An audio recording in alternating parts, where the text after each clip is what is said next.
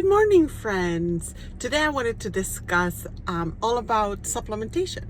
As you probably know, during the beginning of my journey, and while I was doing my original YouTube videos, I was quite a proponent of not supplementing, of having everything through food, and specifically to do with the philosophy that weight loss is actually can be cheap and is not about these programs that we're being sold. Right? It can be sustainable, it can be manageable, it can be economical. I have changed my mind a little bit, but not where you think. But before I do that, I do want to introduce myself. My name is Jessica, and I engage in conversations about weight loss and weight loss related topics. I have also lost quite a bit of weight. It is about 100 pounds, and it's taken me a long time.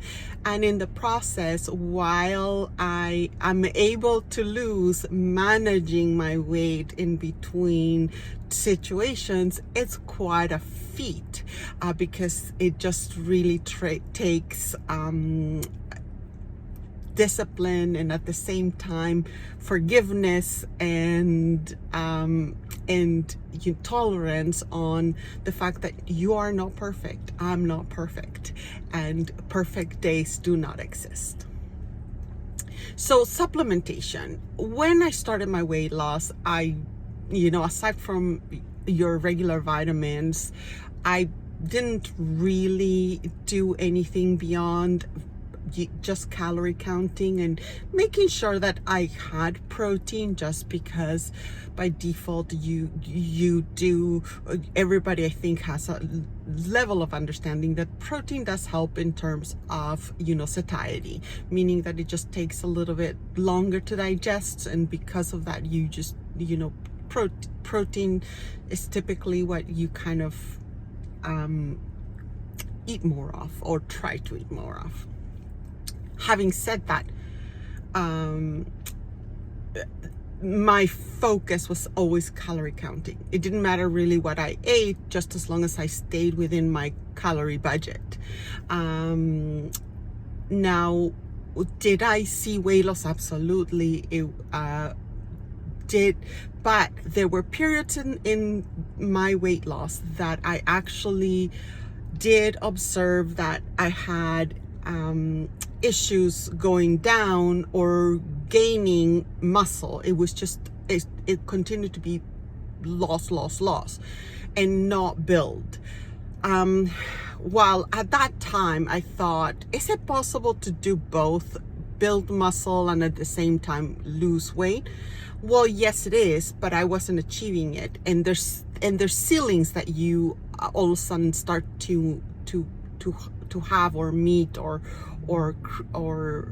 encounter, in the fact that those ceilings are in terms of you start to lose weight, and then you really truly don't see any muscle gain, even though you are kind of I was kind of having protein and trying to increase that. Some days it was horrible because you can't. So then you start experimenting with, some shakes, some powders and things like that. Now, having said that, I would always choose whatever was on sale.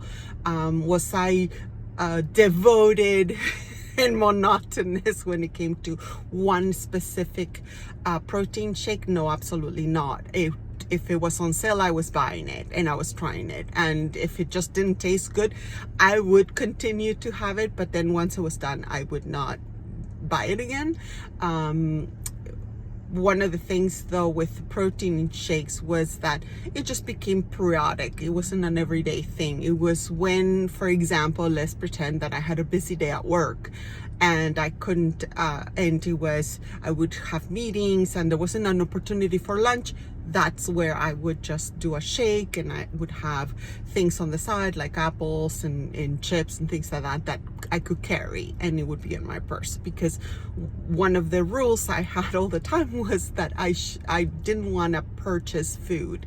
Now that doesn't mean that was my sole thing. Oh, I'm not purchasing. It was just, as much as possible, I wasn't going to purchase any food outside, because of course, you try to stay within budget and within reason. This shouldn't be expensive. Weight loss should not be expensive, or you shouldn't take an additional burden. Now, I think that once I started to add creatinine to it, to my mix, and also start eating more beef, and then have like beef jerky instead of, like, for example, the fruit and things like that, that's when I started to see quite a bit of body composition where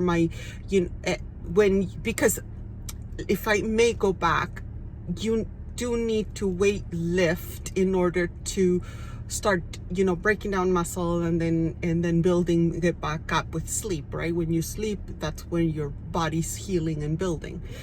In order for all that to occur, you do need protein. And when I started to add creatinine to that, I did start to see quite different things in terms of my body composition.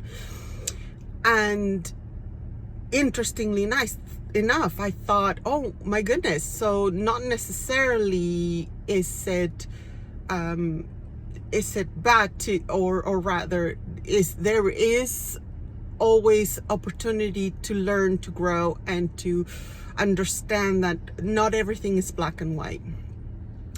Now, after I added creatinine and I started to see, I thought I would, I did read the latest papers that came out about collagen and things like that, so I added that as well. And then I started to see other things like, improvement in my nails and then, your hair and things like that. So with all this information, all to say that I am not one of these people that would say, you should go out and spend money on these things. I think it's quite privileged to be able to purchase these things.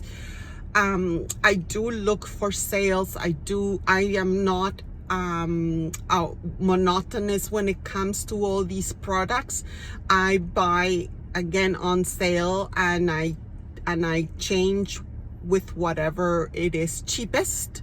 And do I kind of go through the quality of it? I don't know that I'm there. There could be argued that quality of collagen and quality of creatinine and then the quality of, you could argue all that, but because it's not my reality in terms of my budget. It could be somebody else's reality, but it's not my reality. I would argue that maybe so. However, the stuff that's out there on sale is also faring very well in terms of how it's helping my body composition, because I am seeing progress, and I'm seeing that I do not have to do things that I don't want to do in terms of my increase in exercise. I'm just enjoying my life. I am meeting people. I am going to class. I am working out at home when I don't feel like coming, and things are working. So I hope this was helpful, and I hope that you have a wonderful week.